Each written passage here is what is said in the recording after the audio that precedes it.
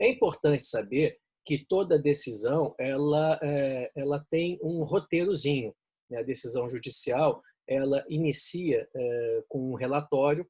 Nesse relatório, o magistrado vai narrar tudo o que a parte autora alegou, depois vai narrar tudo o que a parte ré alegou, quais foram as provas que foram produzidas durante a tramitação do processo, quais foram as testemunhas que foram ouvidas, que perícia foi realizada, quais foram as impugnações que foram apresentadas. Ou seja, esse relatório ele descreve tudo o que aconteceu durante o processo.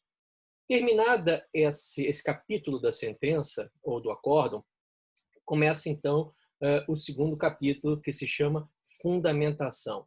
A meu ver, aqui está o ponto central das decisões judiciais, porque é na fundamentação que o juiz vai analisar fato a fato, ponto a ponto, o que foi discutido no processo, frente à lei, frente à jurisprudência, frente a casos análogos, e ali, então, ele vai traçar, vai discorrer o seu raciocínio lógico e, ao final, vai mostrar para nós, jurisdicionados, qual foi, então, e por que foi, então, que ele chegou àquela conclusão. Então, são 3 os capítulos das decisões judiciais. O primeiro capítulo é o relatório, o segundo capítulo, então, a fundamentação, e o terceiro capítulo é a parte dispositiva, aonde o juiz diz se condena ou se absolve.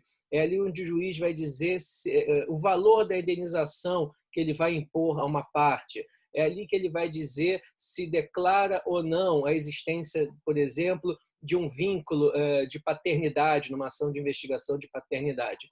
Eu, como advogado, sempre que recebo uma sentença, ansioso e aflito, eu vou logo para a parte final, né, para saber se o caso foi julgado ou não a meu favor. Né? Essa parte dispositiva, que é a conclusão, costuma ser bem pequenininha, né? Costuma ter assim uns 3 ou 4 parágrafos. Dito isso, eu fui atrás da sentença proferida no caso da Mariana, para analisar o que foi discutido, para esmiuçar qual foi o raciocínio lógico que o magistrado adotou, o que o Ministério Público alegou, o que as testemunhas falaram. Né? Eu não vou me aprofundar, porque a sentença ela é bastante grande, ela tem 50 páginas. Mas o fato é que a gente pode traçar aqui alguns comentários a respeito da sentença. Ela começa, então, com o juiz informando que o Ministério Público, em exercício nessa unidade, ofereceu uma denúncia contra André de Camargo Aranha. E aí a denúncia é narrada de acordo com o que o Ministério Público expôs na sua peça acusatória. Logo depois, o magistrado fala que tem um boletim de ocorrência e diz onde que está no processo esse boletim de ocorrência, os termos de declaração da vítima, os termos de exibição e apreensão de vídeos, câmeras internas e outras provas importantes para a tomada de decisão do magistrado.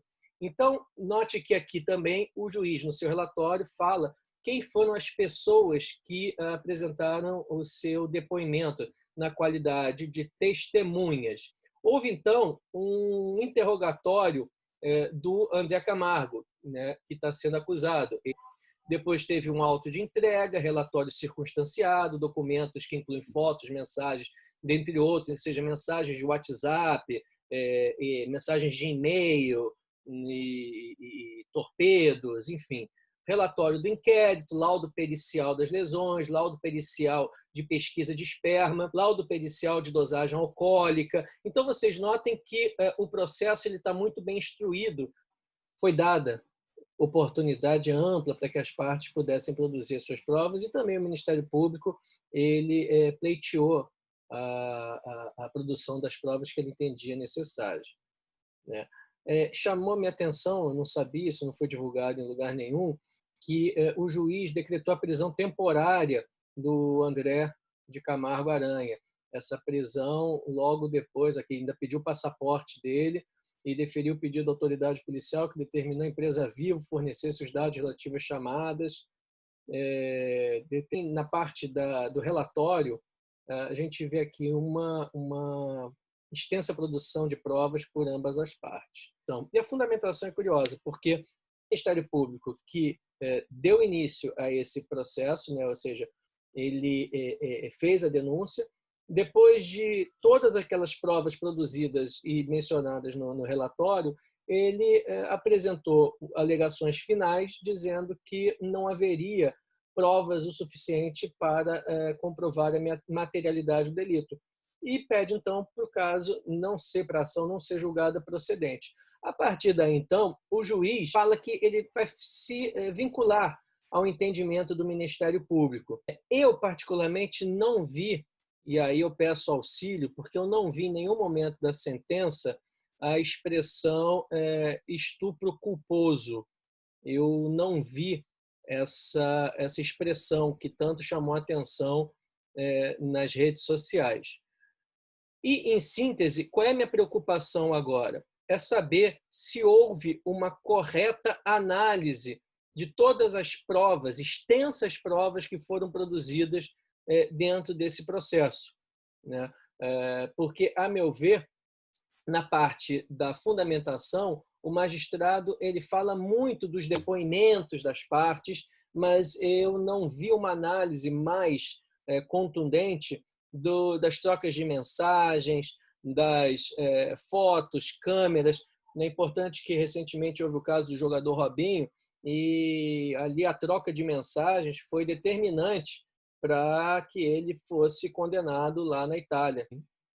E, para concluir, é claro que se houve uma análise errada das provas que foram produzidas nesse processo, cabe aos assistentes de acusação que estão representando a Mariana apresentar o seu recurso em segunda instância, e cabe a nós, enquanto sociedade, ficarmos de olho no desdobramento desse caso.